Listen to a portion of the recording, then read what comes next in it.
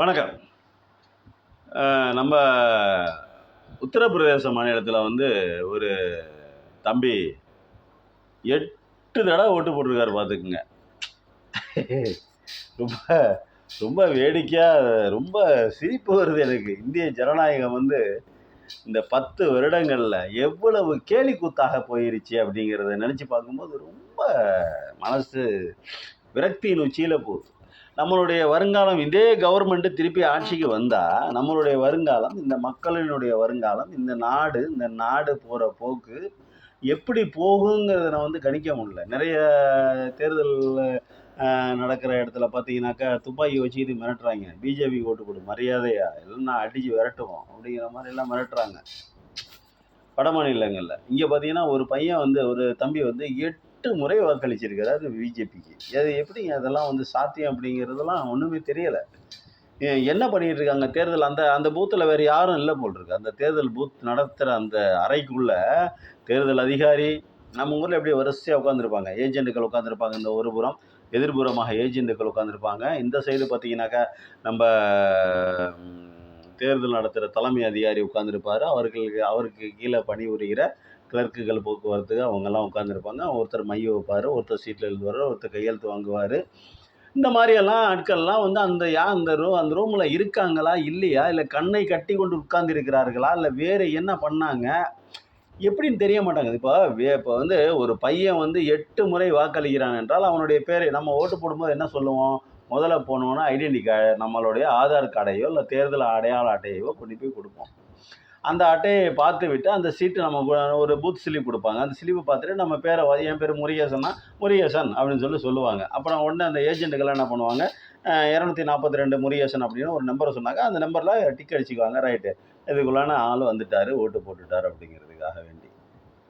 அதுக்கப்புறம் பார்த்தீங்கன்னாக்கா நம்ம மைய எழுதுவாங்க, டிக் அடிப்பாங்க, மைய வைப்பாங்க. அதுக்கப்புறம் நோட்டில் எழுதிக்கிட்டு அப்புறம் நம்ம கையெழுத்து வாங்குவாங்க. அதுக்கப்புறம் போய் ஓட்டு போட சொல்லுவாங்க. ஓட்டு போட்டு கீன்னு ஒரு சத்தம் வர வெளியே வந்துடுவோம்.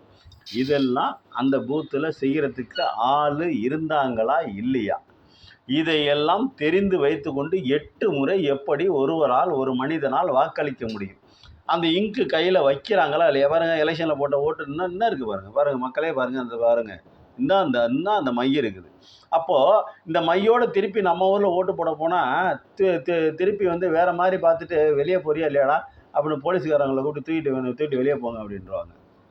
கள்ள ஓட்டு போட்டிருக்கேன், 2வது தடவை ரெண்டாவது முறை கள்ள ஓட்டு போடுறதுக்காக வந்திருக்கேன் அப்படின்னு நினச்சிக்கிட்டு வெளியே தூக்கி போடா அப்படின்னு சொல்லிடுவாங்க.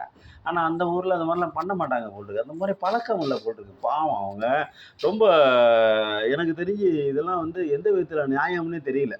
இப்போ தேர்தல் நடத்துது, அதுக்கு ஒரு விதிமுறைகள் இருக்குது. அந்த சட்டத்திட்டங்களை அந்த விதிமுறைகளை ஃபாலோ பண்ணுறாங்களா இல்லையா, இதுக்கு பேர் என்ன சொல்கிறது,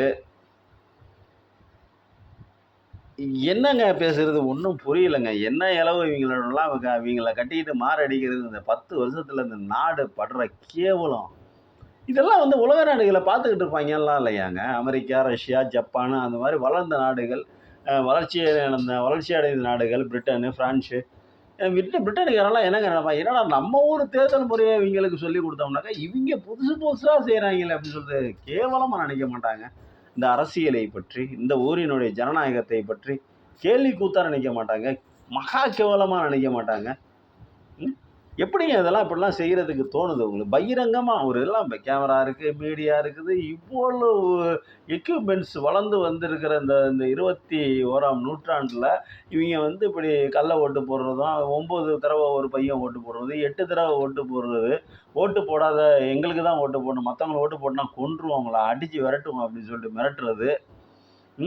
இதெல்லாம் மீடியாக்கள் பார்த்துக்கிட்டு இருக்கு, கேமராக்கள் பார்த்துக்கிட்டு இருக்கு. நாடு ஒரு எலெக்ஷனுங்க, ஒரு நாட்டை 150 கோடி மக்களினுடைய தலையெழுத்தை நிர்ணயிக்கக்கூடிய, அந்த மக்களின் வாழ்வாதாரத்தை, இந்த இந்தியாவின் வருங்காலத்தை நிர்ணயிக்கக்கூடிய ஒரு தேர்தல். அந்த தேர்தலில் இவ்வளவு கேவலமாக கேலி குத்தான மகா மட்டமான சமாச்சாரங்கள்லாம் நடந்தால் அந்த நாட்டை பற்றின மதிப்பீடு பேச முடியலைங்க. ரொம்ப அசிங்கமாக இருக்குங்க. எவ்வளோ தாங்க இதெல்லாம் எப்படிங்க பேசுகிறதுக்கே நாக்கு கூசுதுங்க. ஏங்க வெளிநாட்டுக்காரன் நம்மளை பார்த்தா என்ன நினைப்பான்? வெளிநாட்டில் வாழ்கிற மக்கள் நம்மளை பார்த்தா என்ன நினைப்பான்? அந்த வெளிநாட்டு அரசாங்கங்கள் நம்மளை பார்த்தா என்ன நினைக்கும்? என்னடா இவங்க பண்ணுறாங்க? தமாஷா இருக்கிற அழுகுறதா சிரிக்கிறதானே தெரியலங்க. வேதனை ஒரு பக்கெட்டு, துக்கம் ஒரு பக்கெட்டு. என்னங்க போங்க, ரொம்ப கஷ்டமாக இருக்குங்க. 8 தடவை ஓட்டுருப்பானுங்க. என்னங்க எப்படிங்க அதெல்லாம் எப்படிங்க ஜீரணம் பண்ணுறதுன்னே தெரியலங்க.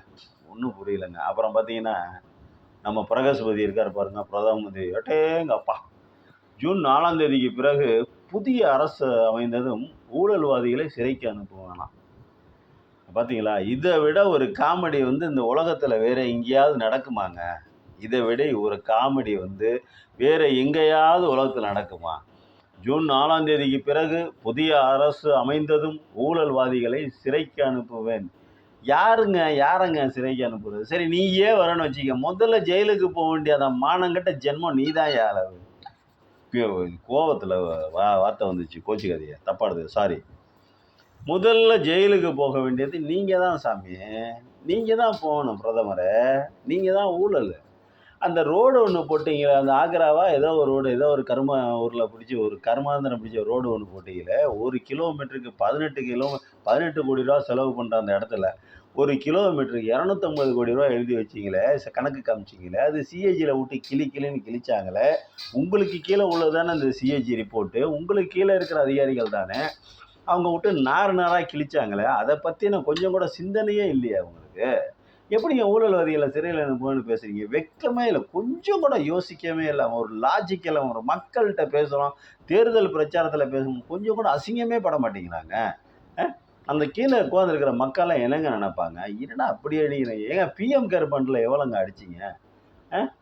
எவ்வளோங்க அடிச்சிங்க? தேர்தல் நிதியில் எவ்வளோங்க சொத்து சேர்த்தீங்க? இத்தனை எல்லாம் விட்டுக்கிட்டு சேனலில் எல்லா சேனல்லையும் கிழிக்கிறாங்க. இத்தனாயிரம் கோடி செலவு பண்ணுறாங்க, இத்தனாயிரம் கோடி செலவு பண்ணுறாங்க அப்படின்னு. இதெல்லாம் ஊழல் இல்லையாங்க? ஊழல் பணத்தில் வந்தது தானேங்க அதெல்லாம். சீரம் நிறுவனம், அதை பற்றி நம்ம தனியாகவே ஒரு இது பேசணும். சீரம் நிறுவனத்துக்கு ஆயிரக்கணக்கான கோடிகள் நீங்கள் சீரம் நிறுவனம் உங்களுக்கு தேர்தல் பாண்டில் நிதி கொடுத்துருக்குது. ஆனால் அவங்க கோவேக்சினும் கோவிடும் அந்த அந்த அந்த தடுப்பூசியை போட்டே ஆகணும்னு கட்டாயப்படுத்துறீங்க. அதில் சாதாரண சின்ன கம்பெனியாக இருந்தாலும் பெரிய கம்பெனி ஆகிட்டான் அப்படின்னு சொல்கிறாங்க. இதெல்லாம் எந்த விதத்துலங்க மக்கள் கேட்டுக்கிட்டு இருக்கிற மக்கள், பார்த்துக்கிட்டு இருக்கிற மக்கள் எப்படி இந்த மனிதரை எல்லாம் என்ன செய்ய போகிறோம்? எப்படி இந்த ஆளெல்லாம் வச்சுக்கிட்டு நம்ம மாரடிக்கிறோம்? இந்த மாதிரிலாம் ஒரு பிரதமர் உலகத்தில் வேறு எங்கேயாவது இருந்திருப்பாருங்களா? இந்த மாதிரியான ஒரு பிரதமர் உலகத்தில் வேறு எங்கேயாவது இருந்திருப்பாரா? எவ்வளவு கேவலமாக போயிட்டுருக்கு பாருங்கள் நம்ம நாடு. இதெல்லாம் சகிச்சுக்கிட்டு மக்கள் வாழ்கிறோம். 4ஆம் தேதிக்கு பிறகு புதிய அரசு அமைந்ததும் ஊழல்வாதிகளை சிறைக்கு அனுப்புவேன். கேட்குறதுக்கே ரொம்ப சங்கடமாக இருக்குது. என்ன பண்ணி தொலைகிறதுன்னு ஒன்றும் புரியல. இது எப்படி அவாய்ட் பண்ணிட்டு போகிறதுன்னு தெரியல. இது மெனக்கட்டு கேட்குறோம். இது மக்களுக்கு தெரியறதுக்காக வேண்டி சத்ய நியூஸ் நிறைய என்னுடைய வீடியோவை 2-3 பேர் பார்க்குறீங்க. அவங்களுக்காவது இதை தெரியப்படுத்தணுங்கிறதுக்காக தான் போடுறேன். என்னோடய வீடியோவை பார்ப்பதும் பார்க்காமல் இருப்பதும் மக்களுடைய சௌரியம். நம்ம மனசில் இருக்கிறத பேசணுங்கிறது நம்மளுடைய சௌரியம். நம்ம எப்பயும் பேசிக்கிட்டே இருப்போம். பார்க்குறவங்க பார்க்கட்டும். இந்தியாவை பற்றியான மதிப்பீடுகளை நீங்கள் மக்கள் எல்லாத்துக்கும் சொந்த வேலை இருக்குது. ஒரு 5 நிமிடம் 10 நிமிடம் செலவு பண்ணி இந்தியாவினுடைய மதிப்பீடுகளை ஆராயுங்கள். பிரதமர் என்ன பேசுகிறாரு, என்ன நடந்துக்கிறாரு, எப்படி செயல்படுறாரு, இந்த 100 கோடி நூற்றுக்கணக்கான கோடி மக்களினுடைய வருங்கால குழந்தை செல்வங்களுடைய வாழ்வு, இதை பற்றியெல்லாம் சிந்திக்க வேண்டும். இன்னொரு வீடியோவில் சந்திப்போம். நன்றி, வணக்கம்.